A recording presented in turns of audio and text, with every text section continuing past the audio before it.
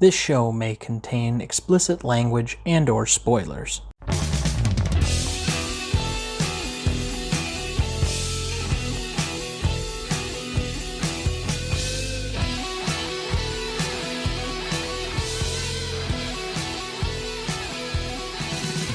Welcome to the greatest movie of all time podcast. Tonight we bring you number 49, Home Alone.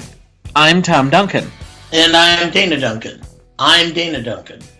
Before we get started, just a few follow-up housekeeping notes. First, we have a new email list for each new episode. If you would like to be a part of that, contact us at greatestalltimemoviepodcast@gmail.com. Again, that's greatestalltimemoviepodcast@gmail.com. That's all one word. There's some cool stuff I'm adding to it each week, like some trivia and behind-the-scenes facts that don't even make it to the show, so you're definitely going to want to jump on that if you're a regular listener. Second, we only have one more episode this season before we're going to take a bit of a break. We have our big year-end episode featuring what's generally considered one of the best films of all time, Casablanca. You'll want to tune in for that episode to see how it comes out of our patented Stanley Rubric rating system. With that, Dad, happy holidays. This is our yearly Christmas episode. We are featuring Home Alone. So what is your relationship to this movie? Well, I tried to think back, and this is 30 years, so I had a difficult time. I don't think we saw it at the movie theater, because your mother and I would have been first married, and we would have had a small child.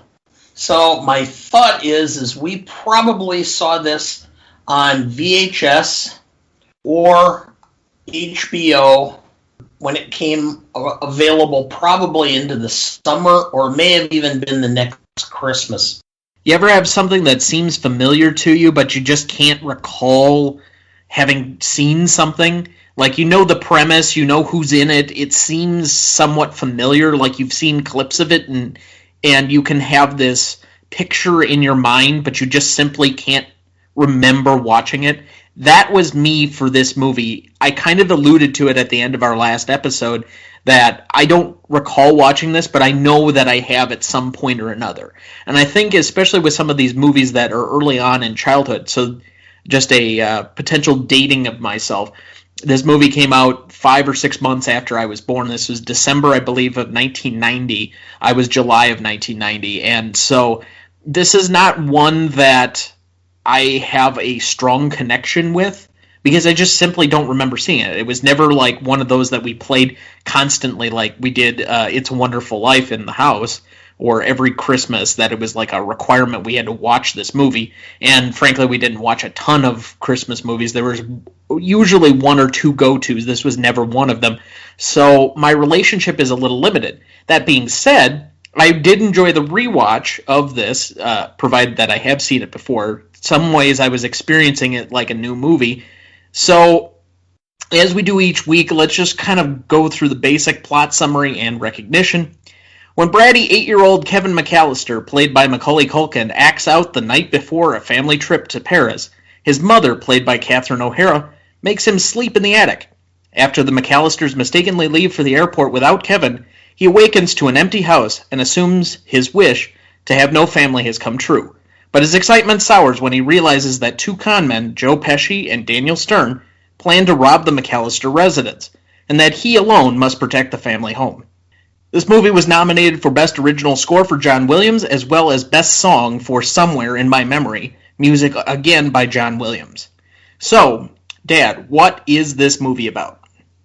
Well, this movie is the dream of every kid about Macaulay Culkin's age at that time, which is being able to be home alone and have control or run of the house. He does all the stuff that every kid dreams about.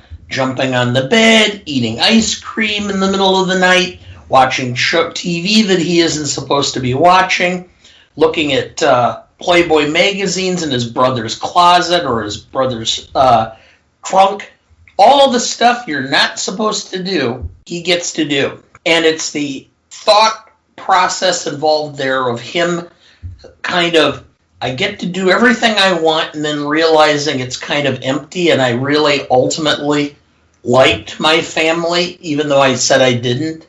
And then coming to realize the importance of your family. By the same token, it's the family the other way, which is he's the annoying little kid, the annoying baby of the family that everybody's upset with all the time because he keeps acting out, and yet they all come to appreciate him when they don't have him any longer. I thought it was a sheer representation of you never know what you've got till it's gone. And I was talking about this a bit in the office today, and it appears to me that most John Hughes movies are very obvious in their premise. I mean, you think about Ferris Bueller or The Breakfast Club or whatever else, there's a very easy plot to follow, but the real message of most of his films is underneath all of them. And in this one, for me, it especially resonated in a year like 2020, given that most of us are not even able to make the choice of whether we're going to possibly spend the holidays alone. It's, how important can family be in a situation like the holidays? And when you're in kind of a forced representation of that for some of us, what that really hits home in this year. Well, of course, it also tells you don't join a polka band. Always good lessons for life, especially those from from people from Wisconsin. You can take those little nuggets away. Sheboygan, yeah. All right, best performer for you. Macaulay Culkin. I mean, he really made the movie. Everything from having the scenes of, the facial reactions, the times he tried to act more adult, all the little comments, his little talking to himself in the mirror, really kind of made it for me. He just really did a very nice job. I think it kind of is the centerpiece of his career. He's kind of a complicated situation. I know a lot of people love him from these movies, and he kind of got a certain level of stardom as a result of Home Alone 2. And there's always kind of a binary set when it comes to child actors. Either they do really well or they do really poorly. I don't think there's ever any in between when it comes to kid actors most of the time. I can't think of any single performance that I said was just mediocre. Well, and it goes the broad spectrum with child actors, because you have some that make the transition to adult, and then those that don't seem to struggle and have a hard time creating a career, although some of them have actually been more successful when they've gotten out of acting completely. And I can turn to a guy like Ken Osborne, who played Haskell in Leave It to Beaver, and I'm drawing a blank as the character's first name, became a police officer in Los Angeles. Had nothing to do with acting, had a very successful career, retired as a police officer, went back to acting later on when they did a Leave It to Beaver reunion. My best performer was Catherine O'Hara, who played the mom, Kate McCallister. I think she had to play two very different roles. One where one of the scenes I'm going to eventually nominate, but is that opening sequence. So I remember very distinctly every time we were going to go on vacation, the night before was always like this, and this hit me so well. Like, you could have been thrown into any family vacation preparation like the night before, and this was completely accurate to my memory of all of them. Just the chaos that's going on, how many people are just running around, they're frantic, they're doing so many different things, and the way Catherine O'Hara seems to embody what I remember about Mom every time we were going to go on vacation, the kind of like almost sheer panic of that she was going to forget something, and then she just is so blind to everything else that's going on around it that I sometimes wonder, well, I guess I was wondering more when I was watching this movie as to why people are so like absent-minded by the whole thing and the amount of panic for going on trips like these. You mean like trying to drive into the garage with the topper on the van? Yeah, something like that. We don't know anybody who might have done that, do we? No. Okay. No one at all. Especially not twice. Anyway, the way she has to play that kind of absent-mindedness early on in the movie to transition when Kevin gets in trouble, and that sequence where he's kind of having it out with her when she's sending him to the attic. You don't really mean that, do you? That hurt, that you could definitely feel that she clearly embodied in that moment, and then for all of that to kind of go by the wayside as they forget him, and then her mad dash to try and fit. She just had the fullest range of emotions for anybody in the movie. She's the frantic mother, and she has so many different parts to play within this one character role that I thought she did an excellent job. Because honestly, if the mother's not frantic, if the rest of it, then there's no urgency to the rest of the movie of anything else that's taking place with Kevin. And so I think it kind of makes the movie.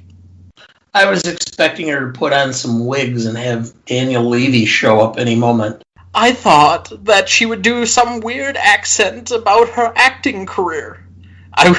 I forgot so much that she was in this movie, and so especially for somebody who just got done binge watching Schitt's Creek over the last year and a half, it certainly was a bit of a transition to see her in something else like this. Especially because, to a certain extent, I mentioned it before, it's like experiencing this movie for the first time in some ways for me. You watched this movie at least twice that I know about when you were young, because you loved slapstick. Every time we showed the movie, you would just laugh and giggle until you were your whole body would shake whenever there was something like the paint cans hit Joe Pesci and Daniel Stern in the face. You thought that was the funniest thing you'd ever seen in your life. So there are a couple of moments, particularly with the booby traps, that still hold up, and I think will be reflected in my classicness score as we go along. All right, your best secondary performer. I thought about both Joe Pesci and Daniel Stern, and I ultimately came to the conclusion to go with Daniel Stern because Joe Pesci was basically Joe Pesci. He basically was the obnoxious, heavy-handed, brutish type that he plays in almost every film, except a little bit lesser in this because it's a comedy instead of a gangster or mafia film. So Daniel Stern. One little tidbit. Your mother was an exchange student coordinator, and one of the couples that we would go on these conferences with, we would travel to the annual conference. One of them, the woman came and said, yeah, when I was in high school, I was kind of in theater, and we had this geek that was on our, that was in all of our plays. Everybody thought he was kind of odd. And then all of a sudden, I go and watch a film. It's about these guys who ride bikes around New York as messengers.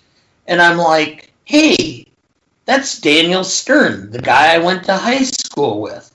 And then all of a sudden, he's in Home Alone, and he's a big star.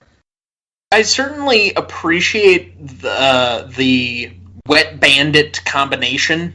I think they are by far the funniest characters throughout the entirety of the movie, with the exception of John Candy, who I'd like to at least give a small mention to. I mean, it's a cameo appearance. Didn't John Candy pass away shortly after this film? I want to say it was late 1990, 1991, somewhere in that range. It was a little later than that, because this really kind of... He did a couple of films after this, one of which was for John Hughes. I believe Uncle Buck was after this. And then he died during the filming of a movie called Wagons East. Okay. At the time when he was doing that film, and I can't remember who his co-stars were in it, but somebody had commented that he was consuming 2 pizzas at dinner along with a gallon of ice cream and then washing it down with a fifth of bourbon. And Jeez. And that was every night. And they were he was killing himself with food and alcohol. And ultimately, that's what ended up happening. He had a massive heart attack and died in I think it was early 40s. Yeah, I know he died rather suddenly and rather young, and honestly, if you ate like that, it's really kind of self-explanatory.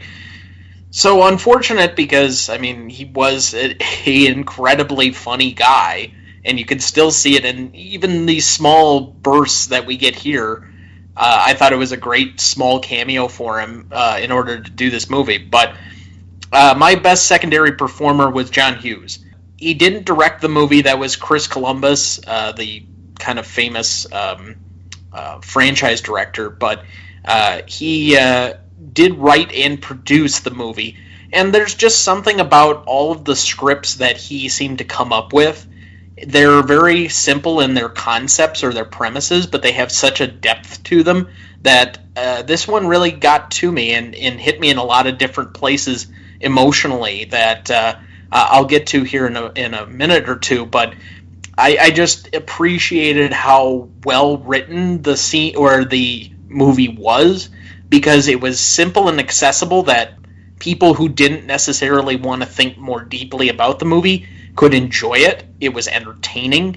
It was short. It didn't extend itself well beyond the point where it needed to. And yet at the same time, it had something deeper to it that if you really kind of sat and thought about it, it had a nice Christmassy type message. And so I just appreciated kind of how the story was constructed and what he did in order to create this. Because it's difficult to write a story completely out of nowhere. And he also been a very good fan driver. Because I saw him there, when they panned it, I had forgotten that he had done the cameo as the guy from the polka band who ordered the van and then ended up driving it. Until I watched it again, and I'm like, oh, well, that's John Hughes. Yeah, I kind of got that one myself. I wasn't certain, and I didn't look it up, but I thought I was pretty sure that that was him. So it doesn't surprise me that he pops up occasionally, because if you get to a certain status as a director, that's kind of like one of the few things that you've earned the right to be able to do. So to piggyback a little bit off of your Daniel Stern anecdote, he is my most charismatic award. I don't know why. There is no way in hell that he should be the most charismatic of this movie, and yet, for whatever reason, I love him the most out of any of the characters in this movie. He's just such a lovable dope. I mean, he's just got this way about him that he's the crazy Harry. Or, excuse me, I guess he's not Harry, he's Marv. And, but, he's just kind of seems like he's fried out on dope, and I don't know, there's just some quality to him that seems accessible, yet funny, and endearing in its humor. But I did read a piece, an interview that he did, which is he considered Home Alone to be both the best and worst part of his career, because he always became infamous for doing the film. But what the film did is doing those two films, it paid him enough that he never had to worry about what he did after that. He could do off-Broadway, he could do all these different movies, independent films, that type of stuff. So he could always do what he wanted. But yet again, he's always remembered as Marv from Home Alone. Well, I think, especially in the modern sense, given that in order to become a movie star, quote-unquote, you have to basically be a part of a franchise of some high note or regard, one that's at least somewhat successful, and it sets you up in the ability to do all of the other things that you might want to do with your career. That's probably what this was for him. I certainly can understand that, but, that's the story of Matt Damon, George Clooney, as far as, like, getting certain things that you're allowed to do or be able to do so that you can do the one for me, one for them type of situation. Who was your most charismatic? I had Joe Pesci, simply because Joe Pesci has a presence that he just has a knack. He's kind of that lovable asshole that is in every film. And this kind of really launched his career. He had done other things, obviously, the gangster type films and such. I think it was right after this he did My Cousin Vinny, which was really his first starring role. And he kind of had his career take off a bit after this. But he just had a presence that I thought was very powerful within the film. So this was definitely the height of his career. He starred in Goodfellas in the same year, a movie we've already covered. So if you want to refer back to that, I believe that's episode 5 for us.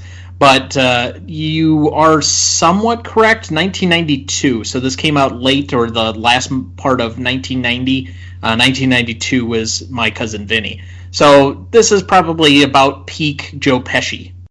So that takes us to Best Scene. I've kind of already nominated one, and I'll go through it. It's got probably multiple scenes to it, more or less, but I'm going to nominate that first portion, the cheese pizza incident. It does a great job of dropping you into this world, and I think, I can't remember who, it might have been one of the screenwriting videos that I'd been watching just to kind of study up on our craft, more or less. But the really good script developments are when you can drop somebody into the middle of a situation that doesn't need a lot of exposition to explain, and you get a lot of small pieces out of it without having to have all of this huge dialogue. So you already mentioned one piece of it, that he's the kid who's picked on as far as the runt of the family. You have the situation where he's going to have to sleep with his cousin who wets the bed. You have that he's kind of the overlooked member of the family. You have that his brother picks on him by eating his pizza, so he's kind of left out, and somehow he gets shafted out of all of this, that he ends up getting the blame because he starts to stand up for himself in that one moment, and so that it creates the big level of conflict in that early portion of the film that eventually leads to that sequence with his mom. I wish you guys, or I never want to see you jerks again. I think that's the specific line. But that whole sequence of how the family's interacting, getting Uncle Frank in there with his aunt and uncle, and all the pieces that go together with the family. It's just a nice way of introducing you into the moment or into the movie and kind of dropping you in without making it feel uncomfortable or that you're lost. And that's kind of a good craft. Well, that scene that you mentioned, I mean, every family, I think, has gone through similar circumstances or situations like that. And every person or every family has the person in a similar situation as Kevin in that. This time he pushes Buzz, his older brother, and he knocks into the table. It's not like he stood on a chair and lectured everybody in the room. Like you went to the exact place that I thought of. Yeah. Because that or putting the purple blanket over her head. Yes, because everybody was picking on her. So she had to try to figure out how she was going to stand up to everybody. And since she was only a little squirt, she stood on a chair so she could be above everybody else and talk down to them for once in her life. So... Yes, it was the first and last time that she ever stood above anyone. Yeah, well, it's not like any of us are going to be playing in the NBA anytime. No, we're kind of on the cusp of disability in the Scandinavian countries. All right. What's your first nominee? I actually had the whole opening scene with Joe Pesci standing there kind of scoping the house out and the family running around, and it reminded me of a French farce where somebody chases somebody in one door and somebody else comes out another and whatever. That's kind of the feel that I had for that scene. It kind of set the tone of what was going on and why they would leave Kevin home alone, because everything was so chaotic leading up to the scene with the pizza that you understood that nothing was normal. I guess now that you're mentioning it, the French farce point of view, it seems very theatrical. So if you've been to some type of theater production or play, a stage play, there's a way that this plays out with Pesci standing there where you'd be introduced to all of the characters, and it's kind of, now that I'm thinking about it, written in a way that he could very easily be introduced to every single one of the characters, and you could play that out where he's standing in the doorway of the house in a theater play, and it works in exactly the same way, that they're all brushing past him. I don't know if you've ever seen the play, but there was a play from the early 60s that was called A Funny Thing Happened on the Way to the Forum. And it was supposed to be set in ancient Rome. Robert Morris, who was on Mad Men and played Cooper, starred in that. It was made into a movie. I saw the play performed once. There's a scene in there where it's all that, where you're going in one door and then somebody else is like coming out looking for the person who just went into the other door, and they're going back and forth and all over. That's what you're having with this scene. It was almost dizzying. I'm laughing at the sheer fact that I'm feeling discombobulated because of all the chaos going on. I'm getting a headache because I'm just like reliving it. Yeah, I certainly had no trouble relating to the situation.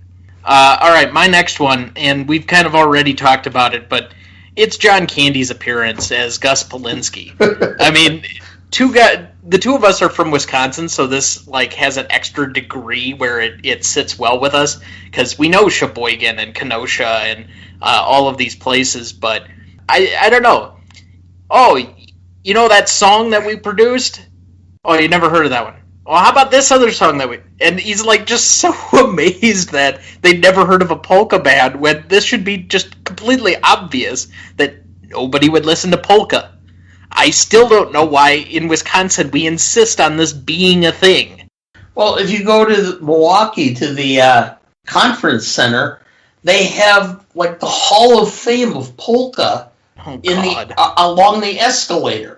So as you're going up the escalator from Wisconsin Avenue to get into the conference center from over by what used to be the Boston store, it's all polka music as you're going up, where they have all of the photos of all the great polka artists of Wisconsin. Like, is that Frankie like the Jewish Sports Hall of Fame? Yeah, about. So I always laugh every time I get on that elevator, because they always have the state school board convention there, and I was a school board member for 9 years, and we'd go to there, and it was like every time hearing all the polka music going up the escalator. I'm like, okay, yeah. Yes, being a polka Hall of Famer in Milwaukee is like being the smartest member of Jersey Shore. Yeah, well, the only thing that I can say is at least we're not North Dakota, because there they have the Lawrence Welk Museum. Yes, kids, for a reference that's incredibly dated, see Dana. All right, what's your next nominee? The Airplane Realization, where she's just sitting on the air, or where Catherine O'Hara is just sitting on the plane, and she's like, there's something I forgot. There's something I forgot. And everybody's trying to say, it's the garage door. I forgot to close the garage door. That's what you're worried about. No. And then back and forth, and then all of a sudden, it's like they zoom the camera, and she goes, Kevin! And then from there on, the entire trajectory of the film changes. And it's all now about, instead of the trip, it's like, no, I got to get home to see or to save Kevin, and now it's, I'm the most horrible mother ever, because I left my son and didn't even realize he was home alone. There is kind of even a few lines to that, what kind of mother am I think it is a scene or so later, but most of us have had that moment of trying to think there's something we feel we forgot, and we can't put our finger on it. My only problem with that entire sequence is it doesn't feel earned. Like, she doesn't lead her mind up to how or where she all of a sudden realizes it's Kevin. Like, there's no, well, let me check on the kids, and, you're starting to look for him, and where is he, sort of thing. She suddenly stumbles on that one fact, and it's out of the complete blue. That's my only problem is where out of the clear blue sky, she suggested the coffee pot, she suggested the garage door, locking the doors to the house, all of these things that would be normal about small things that you might have left on or done incorrectly. And then you get to this big realization, and you haven't led up to it almost at all. How many times were we on a vacation and we're walking someplace, and your mother's like looking all over, going, "Where's Tom? Where's Tom? Where's Tom?" And then, like, he's standing right next to you.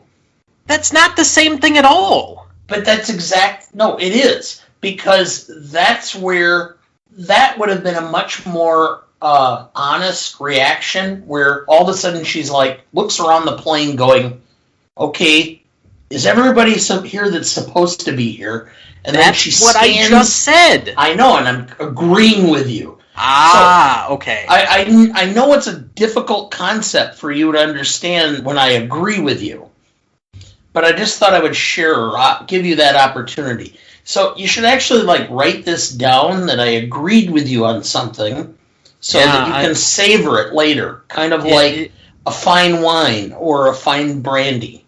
I think I'd give you the notable declaration on this particular day. Kind of like how they do those... on this particular day, it was so-and-so's day, because you finally agreed with a correct opinion. Okay. Alright. I'm gonna go Springing the Traps. Honestly, this movie, if there's an indelible moment to any of this, it's probably the traps or the self-defense of the house. It's them trying to break in and him inventing all of these ways, which are incredibly clever for an 8-year-old, although he's proven himself over the course of the movie by going to the store, buying dinner for himself, cleaning himself, doing laundry, being capable of basically being a somehow stable adult at 8 years old. I certainly can't understand that one, but I'll save that for unanswerable questions.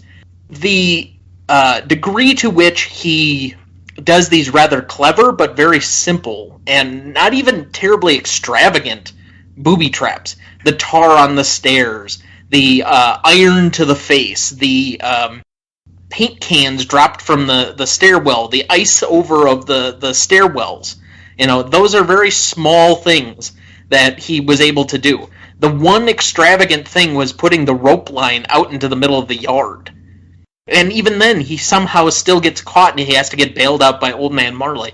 I just thought, for what the franchise has become, because I know once you get to Home Alone 3 or Home Alone 4, the traps become these just ridiculous, Rube Goldberg machines almost, where they're defending the house from the bandits. But these seemed rather simple by comparison. You put out some ornaments that they're going to have to step over and cut their feet on, or put a nail in the tar that he'll step on and not see. Very small things that are practical that you could easily find around the house, as opposed to all of this extravagance. And I thought, honestly, in the rewatch, because I remember that being a part of the movie. Again, I don't remember necessarily what the traps all were. I just know that he clearly, because I remember the premise of the movie, that he defends the house from these burglars. But the degree to which he does it is impressive. Yes, it is. But it all, as you indicated, everything that was involved in this process was relatively simple. It wasn't overly elaborate, didn't take a lot of planning or scheming. And so the simplicity of how this 8-year-old could overcome these two adult men was really what made it funny. And that subtlety was lost on the subsequent films. I doubt if we will be reviewing Home Alone 2. Probably not. Anyway, and I think to some extent that's the exact problem that comes in with these films, is that the part that's really enticing and what made the movie good was lost because they have to feel like they have to one-up it. And it goes beyond what an 8-year-old should be able to contrive or conceive and do. Well, I'll even take it in a slightly different direction. It's not that the realism isn't there, because I think some of the humor is still there, but that becomes the sole part of the movie. I think what works well in this is the balance between the emotional and the humorous, and how well they're able to navigate between the two without one kind of outweighing the other.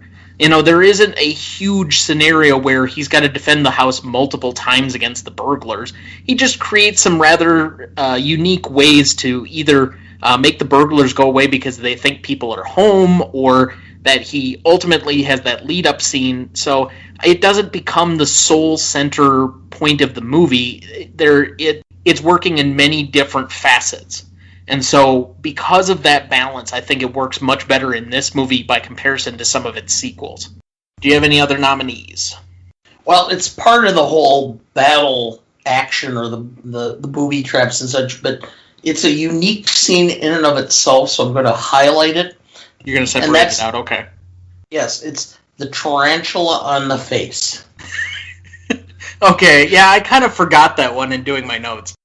When he puts the tarantula on Daniel Stern's face, and that scream, that blood-curdling scream, you just want to, like, yeah, okay, I understand, because it's obvious that he is arachnophobic, and he just hates it. And then the scene, or the tarantula ends up on Pesci, and he's gonna just hold still. Yeah. Marv, don't, Marv, don't.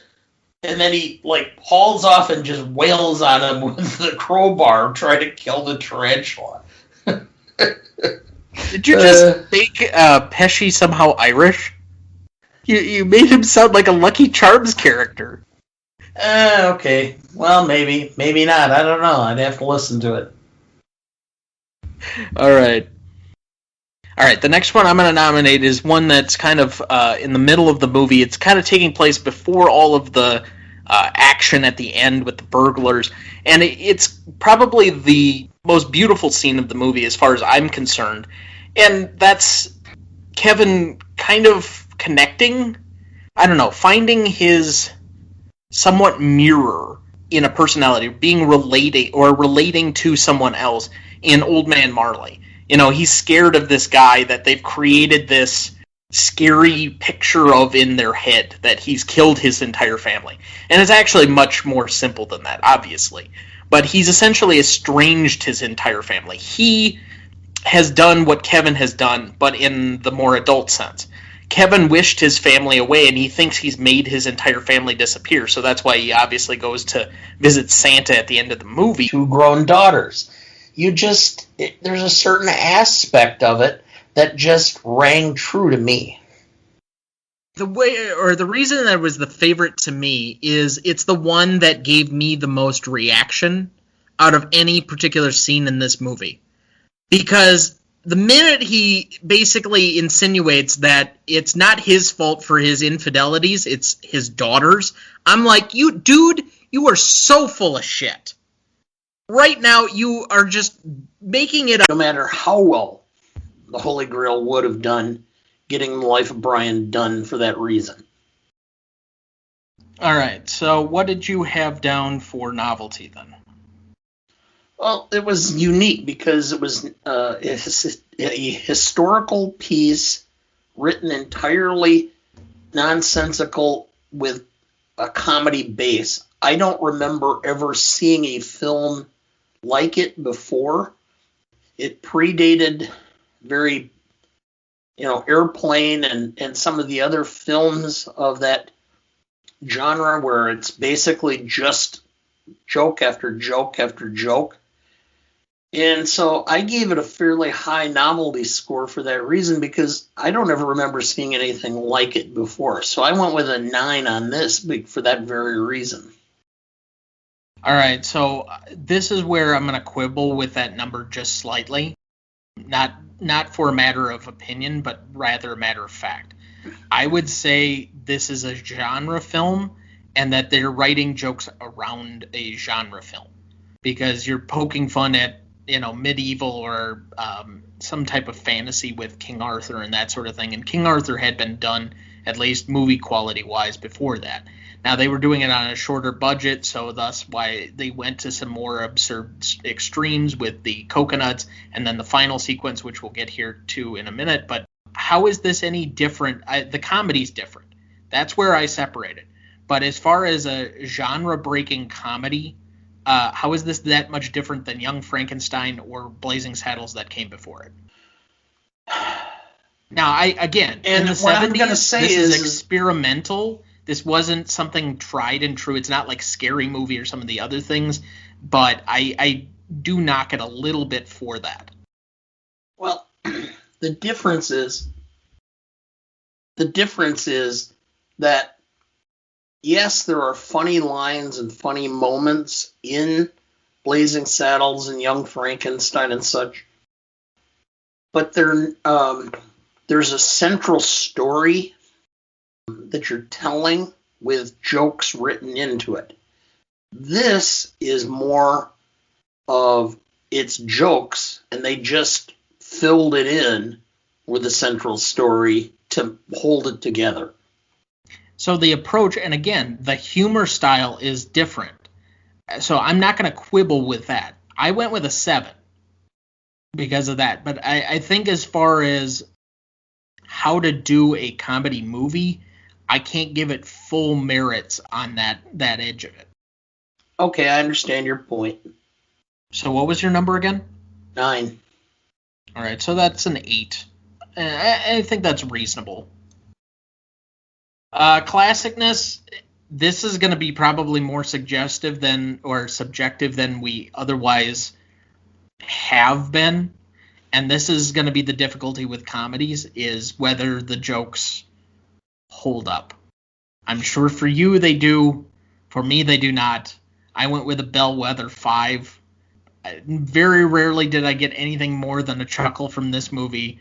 And I've told you repeatedly, the ending, it's even worse now that I've re-seen it. I just thought that they had some explanation behind the arrest or whatever else. But I do have one important figure on my side about the ending. Notably, John Cleese. John Cleese has said the most regrettable thing about this movie is the ending. He hates it. Okay. And apparently the only reason that they went for this is again, they were out of money, and there was supposed to be some big battle sequence that Michael Palin wrote about at some point, but they ran out of money, so they thought it was more absurd, and Michael Palin thought it was funnier for them to just get arrested. Okay. But I gave it a bellwether 5. And really, if you stop and think about it, how did Seinfeld end? I don't care, because I didn't think Seinfeld was funny either. Unpopular opinion. Uh-huh. When I saw how Seinfeld ended, I thought of the ending of The Holy Grail, which is they tried to find the most absurd thing you could, which is they ended up all arrested and in jail. And so I thought that was really an homage to to Monty Python. I would love to ask Seinfeld that, or Larry David, if that's entered into their consideration at all. But having watched a few episodes of Arrested Development, Larry David's sense of humor is not far off from being a Python. Larry David has nothing to do with Arrested Development. Excuse me. Do you mean Curb Your Enthusiasm? Excuse me, yes, Curb Your Enthusiasm. Okay. Very different shows. Yes. So what was your classicness score? I went with a 8.5 because there is some datedness of the jokes. If you look back on it, and the only way I think sometimes it ages better than it does, they did a lot of cross-dressing and a lot of homosexual jokes. But a large portion of that And you can say it ages better because Graham Chapman was gay. And so Oh, I guess I didn't know that. Yes. And he was right in the middle of writing most of those jokes and being involved in most of those jokes. So to some extent, because of that, you can give them a little more wiggle room than what you should. I certainly don't think that they had, well, and maybe this is just, I'm either having a huge blind spot or something else. I really didn't see a whole lot of cringy jokes for modern sensibilities in this. There were a couple of things sexually, but like nothing that got my antenna up on the modern liberalism or political correctness, the PC police type of sentimentality that I often have. But there's no real racist jokes in here because everybody's white anyway. There, like you said, I really didn't even get that there were really any homosexual jokes or anything that, again, I just, there's nothing in here from that point of view that you might get where we're still debating when it's going to be appropriate again to do Blazing Saddles.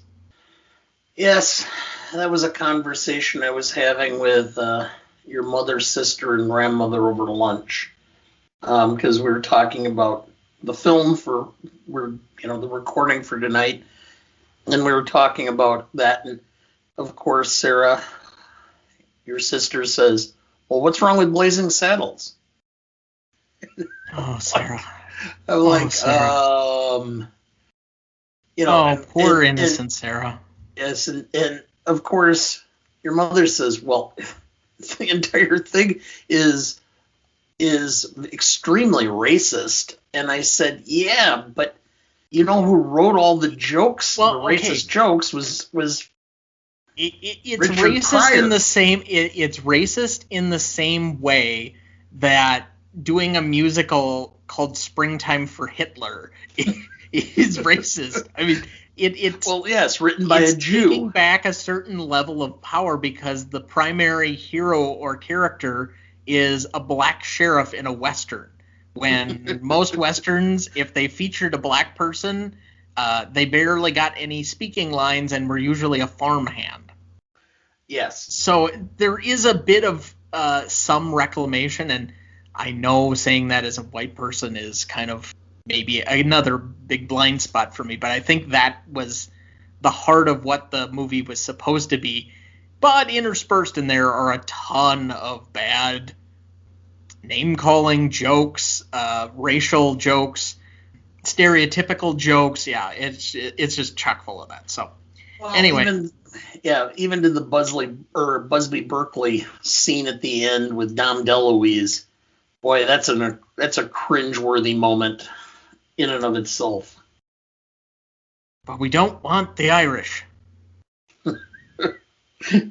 Yes. All right. Anyway, rewatchability. Do you want mine first or do you want your own? Oh, give yours. All right. So this isn't on the level of some of the silent films that I watched because I have a hard time with silent films, so I can't put it as a 1 in all good consciousness.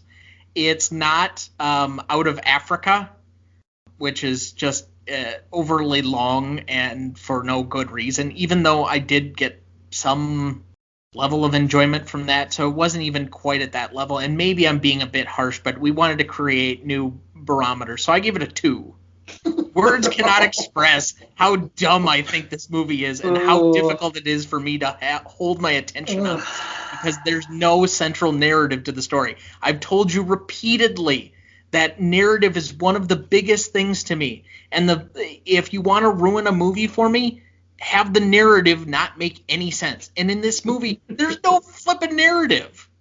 It just goes constantly back and forth between things they apparently thought were funny. And you find that Christopher Nolan is the greatest director today?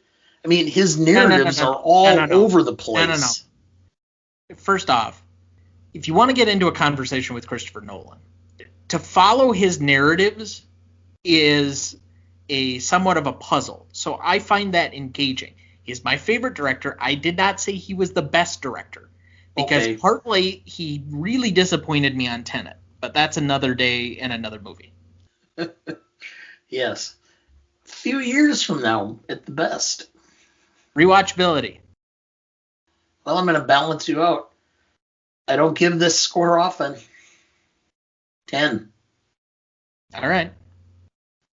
I mean, I watching it again, there's certain scenes and certain lines that I forgot about because I don't get to watch it as much as I thought would like to because I know it annoys most of the people around me about it, watching it too much or too frequently, but well, there's just a certain level of absurdity and dryness that just doesn't connect in the same way from My Funny Bone.